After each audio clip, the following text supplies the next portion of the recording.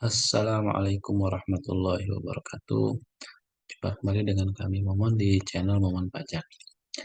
Pada video ketiga dari pengisian SPT 1771 mengenal formulirnya dan pengisian-pengisiannya. Mungkin sebelum kita lanjut, mungkin kami mohon dukungan dari teman-teman sekalian untuk jangan lupa untuk subscribe ya di kanan bawah, kemudian like, share, dan komen, dan bagikan ke teman-teman lain yang mungkin memerlukan video ini ke grup WhatsApp, Facebook, Instagram, Telegram, dan lain sebagainya.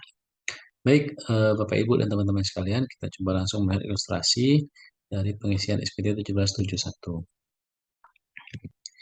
Ini misalnya contoh nama wajib pajaknya PT Damai, alamatnya di Jalan Apel nomor 28 Jakarta, kemudian tahun bukunya Januari sampai dengan Desember 2020, metode penyusutannya garis selalu menurun untuk komersial dan garis lurus untuk fiskal.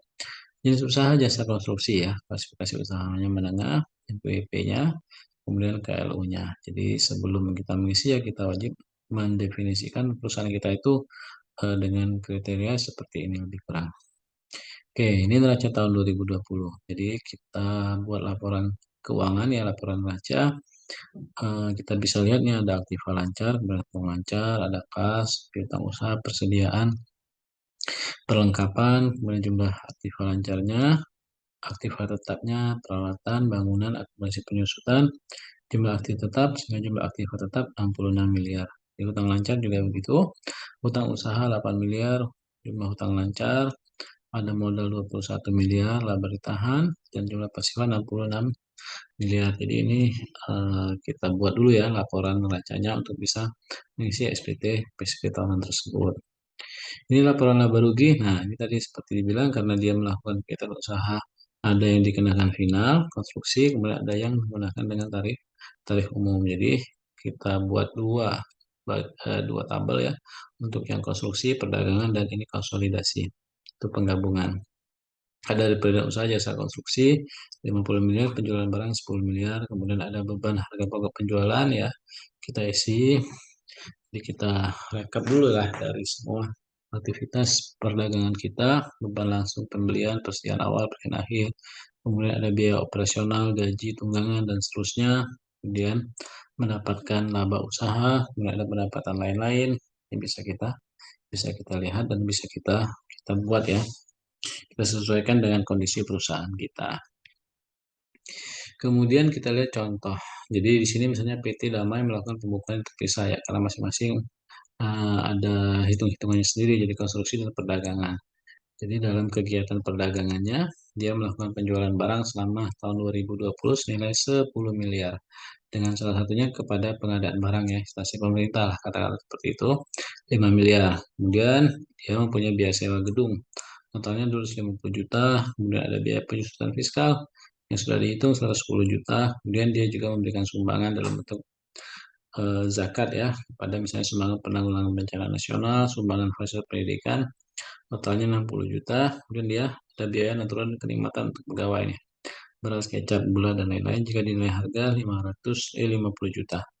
Kemudian ada biaya lain yang tidak dapat dirinci, sini ada biaya jamuan, yang penting ada daftar nominatifnya ya. Kemudian dia keperluan daftar kantor, ada buktinya juga. Totalnya 120 miliar.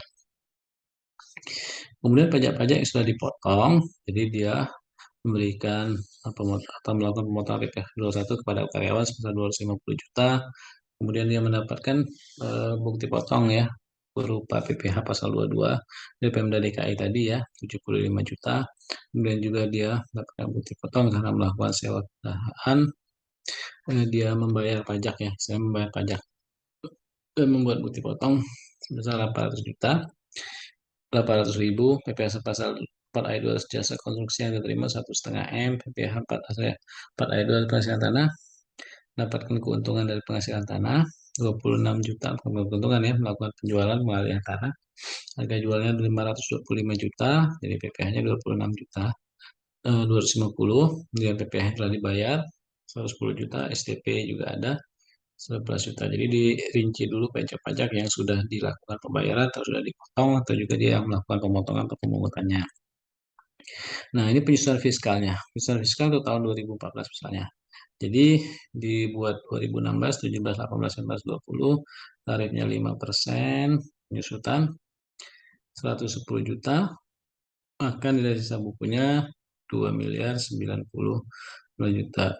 Sehingga harga produknya 2 miliar 200 juta. Ya, ini dan seterusnya sampai nilai sisa bukunya jadi habis. Yang bisa disebutkan ya 110 juta ini ya. Nilai sisa bukunya 1650 seterusnya. Kemudian kita lihat nih bagaimana pengisian SPT tahunannya. Ya ini contoh saja. Jadi ini kalau misalnya masih menggunakan kertas ya, kalau sekarang kan sudah dalam bentuk e-form, jadi kita tidak perlu lagi mengisi yang yang sudah muncul di e-form tersebut. Jadi kalau di sini ya masih disuruh mengisi 2020, nanti kalau di e-formnya tidak perlu lagi. Kemudian nanti di sini sama tidak perlu mengisi lagi. Nah, nanti kita mulai dari bagian formulir dulu ya, lampiran ya. Formulir lampiran bagian 6 tadi bagian A-nya, dan di bagian B-nya daftar utang dari pemegang saham atau perusahaan afiliasi. Ini kalau misalnya ada. Kalau misalnya tidak ada, kita lewatkan saja. Kalau ini bagian C dari 1771 lampiran 6, daftar piutang kepada pemegang saham. Jadi, kalau tadi daftar utang, ini daftar piutang. Nah, kemudian kita lanjut ke lampiran 5. Ini wajib kita isi daftar pemegang saham, pemilik modal, dan jumlah dividen yang dibagikan. Jadi, kita diminta masukkan nama, kemudian alamat, kemudian NPWP, jumlah modal yang setor berkaitan dengan pendirian usaha kita, dan mungkin juga ada dividen yang dibagikan ya. Jadi, kita lihat di akte ya, biasanya ini ada pemegang saham atau pemilik modal dari perusahaan ini. Ini semua diisi. Kemudian kita lanjut ke ini kita lihat saja ya, dia tadi masih minta diisi, padahal nanti kalau di e-form tidak perlu lagi. Kemudian ini juga kita isi dengan modalnya, kemudian diisi dengan dividen kalau ada. Dan bagian B, daftar susunan pengurus. Nah, ini kita lihat eh, nama-nama tadi ya, itu mempunyai jabatan apa? Apakah komisaris, direktur, atau wakil direktur, dan seterusnya. Jadi kita masukkan saja nama, alamat, dan NPWP-nya. Kemudian lanjut ke bagian 6, bagian 4, ini adalah PPh final dan penghasilan yang tidak termasuk objek pajak. Jadi tadi kan di keterangannya ada penghasilan atas pengalihan tanah ya sebesar 525 juta. Jadi langsung dilakukan penyetoran sendiri sebesar 26 juta 250 atas penghasilan tersebut. Kemudian dia juga ada kegiatan konstruksi sebesar 50 M, tarifnya 3%, jadi BP terutangnya 1,5 miliar. Jadi ini wajib kita mendapatkan bukti potong dari instansi atau rekanan kita, kemudian juga mendapatkan bukti setornya. Ini untuk menguatkan bahwa memang atas kegiatan konstruksi itu sudah dilakukan pemungutan pemotongan dan sudah juga dilakukan pembayaran. Totalnya 1,526 M PPh-nya. Ya. Oke, ini tadi sudah kita isi jasa konstruksi, kemudian diisi totalnya. Sekarang kita lanjut ke bagian B, formulir 1 bagian 4. Penghasilan tidak termasuk objek pajak. Jadi dia ada dividen ya dari penyitaan modal pada Badan Usaha Indonesia itu dikecualikan 100 juta. Kemudian ini formulir 17713, ini kredit pajak. Jadi kalau misalnya dia ada kredit pajak dari tadi misalnya ada pasal 22 atau pasal 23 ya semuanya dimasukkan di sini untuk sebagai pengurang nanti di penghasilan kena pajak kita. Kemudian kita lanjut ke 1771 Form 712 untuk perincian harga pokok, biaya usaha dan biaya dari luar usaha secara komersil ya. Nih, misalnya total HPP-nya 30 miliar pembelian. Kemudian persediaan awalnya, persediaan akhir, sehingga jumlah total HPP 30,5 miliar.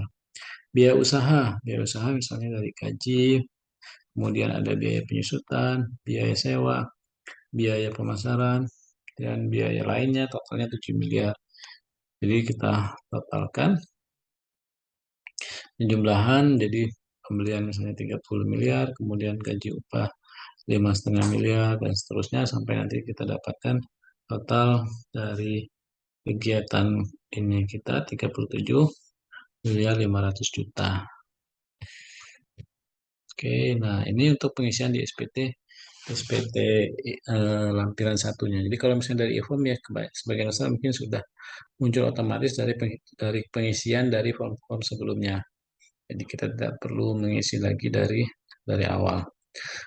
Eh, jadi nanti tinggal kita cross check saja totalnya berapa dan nanti kelihatan berapa penghasilan kena pajak yang harus dibayar. Nilai usaha totalnya 60 miliar misalnya. APP-nya 30 miliar ya. Jadi ini dari perhitungan sebelum-sebelumnya. Biaya usaha adalah biaya penghasilan itu dari usaha, penghasilan dari luar usaha, kemudian ada penghasilan dari total penghasilan dari luar usaha, dapatkan penghasilan neto fiskalnya 26 miliar, kemudian di sini ada PP yang dikenakan final dan tidak termasuk objek pajak, ya. Diisi dengan usaha, diisi dengan penghasilan itu, diisi dengan yang tidak dikenakan. Nanti di sini setelah kita isi semua nanti muncul di bagian terakhir penghasilan itu fiskal. Jadi ini otomatis ketika kita misi di form itu semuanya akan muncul. Kemudian, nah ini di bagian induk. Nah, bagian induk juga sama ya, kita tidak perlu mengisi dari awal. Tinggal pastikan misalnya kalau ada kolom merah ya kita wajib isi. Biasanya kalau di sini di nomor telepon ya, kita pastikan nomor teleponnya sudah kita isi. Kemudian kita masukkan ya kalau manual ya kita masukkan, tapi kalau misalnya otomatis di form itu muncul langsung otomatis semua. Bahkan tarifnya pun juga sudah akan langsung menghitung. Jadi kalau di sini misalnya total ya, total kredit pajak 75 juta, kemudian yang harus dibayar sendiri 725 juta, tapi sudah dibayar dengan kredit pajak berupa ada pembayaran PP pasal 25 bulanan, totalnya 110 juta, kemudian dia ada STP ya, dikenakan STP, totalnya 120 juta, maka yang harus dibayar ya 725 dikurangi 120, maka total PP kurang bayar untuk tahun 2020 misalnya, itu 605 juta. Oke, nah ini untuk menghitung PP pasal 25 tahun berjalan. Jadi mendapatkan 3,6 PPh menjadi dasar perhitungan, kemudian PP dihitung PPh terutangnya, kemudian kredit pajak yang lalu, dapatkan PPh yang harus dibayar sendiri, kemudian kita hitung PP pasal 25 bulan berjalan. Jadi setelah kita lapor SPT kan kita akan melakukan pembayaran lagi nih, PP pasal 25. Yang memang kita rutin melakukan pembayaran setelah kita melakukan pelaporan. PP final 1,5 M, kemudian PP tidak termasuk objek pajak 100 juta. Ini setoran lampiran-lampirannya ya kalau misalnya di e-form nanti kita wajib bayar dulu kan kalau udah kelihatan nih nilainya tadi di sini ya 605 juta kita buat kode billing kemudian kita bayar dia otomatis semuanya akan pilihannya sudah terconteng. Nah lampiran SPT tahunan nih sama ya nanti di bagian e-form juga kita isi ya transkrip kutipan elemen dari laporan keuangan ya. Nilainya ya kita ambil dari laporan yang memang sudah kita buat, baik dari laporan neraca maupun lapor rugi. Oke, kita lanjut saja. Ini sama masih berupa pengisian transkrip kutipan elemen laporan keuangan ya. Ini kita isi ya berdasarkan rekap tadi yang dari awal yang sudah memang kita buat. Nah, ini kalau misalnya tadi kelihatannya memang sudah kurang bayar nilainya ya kita buat kode billing ya. Kode billing bisa Bapak Ibu buat dari web DJP online Bapak Ibu masing-masing, atau bisa juga minta ke kantor pajak untuk mendapatkan layanan kode billing, pembuatan kode billing ya. Mungkin kalau saya sarankan ya lebih baik kita buat sendiri lah, karena sekarang DJP sudah memberikan kemudahan untuk membuat kode billing mandiri melalui web DJP online ya. Mungkin nanti Bapak Ibu bisa saksikan di video kami bagaimana membuat kode billing di DJP online. Jadi kalau sudah buat kode billing bisa di-store langsung ke bank atau kantor pos sebelum melaporkan SPT. Oke. Nah, ini yang terakhir. Jadi ketika kita tidak menyampaikan SPT atau telat pun itu ada denda tabungannya 1 juta dan ada 2% dari nilai kurang bayar. Jadi kalau misalnya SPT kita nilainya kurang bayar dan dilakukan pelaporannya telat ya maka kita akan dikenakan denda 1 juta dan ditambah sanksi tadi. Di sanksi ini sekarang mungkin sudah menyesuaikan dengan suku bunga ya, rata-rata 1, berapa gitu, 1,9, 1,8%. Kemudian bisa juga bisa dikenakan pidana karena apa? Alpa ini misalnya tidak menyampaikan SPT atau menyampaikan SPT tapi isinya ternyata tidak lengkap, tidak benar, melengkapi keterangan yang isinya tidak benar, dan seterusnya. Jadi, pidana karena Alpa ini bisa berupa kurungan paling singkat 3 bulan atau paling lama setahun dan denda paling sedikit 1 kali dari 2 pajak terutang dan penjara yang paling singkat 6 bulan dan seterusnya. Jadi pidana ini karena apa? Pidana karena sengaja juga mungkin lebih besar lagi sanksi yang akan diberikan. Baik Bapak Ibu sekalian, terima kasih sudah menyimak video kami. Mudah-mudahan bermanfaat. Jadi itu sedikit gambaran sekilas pengisian SPT 1770 untuk wajib pajak non PP 23. Artinya untuk wajib pajak yang tidak dikenakan PPh final sesuai PP 23 0,5% tersebut. Jadi dia berkaitan dengan kegiatan usaha mungkin konstruksi ataupun perdagangan yang memang nilainya di atas 4,8 miliar. Demikian, mudah-mudahan bermanfaat. Sekali lagi ucapkan terima kasih sudah menyimak video ini. Jangan lupa untuk subscribe, like, share, and comment. Dan juga bagikan ke teman-teman yang lainnya. Mudah-mudahan memberikan manfaat baik di grup WA, Facebook, Instagram, Telegram, dan lain sebagainya agar bisa memberikan pengetahuan dan informasi kepada yang lain. Demikian, Assalamualaikum warahmatullahi wabarakatuh.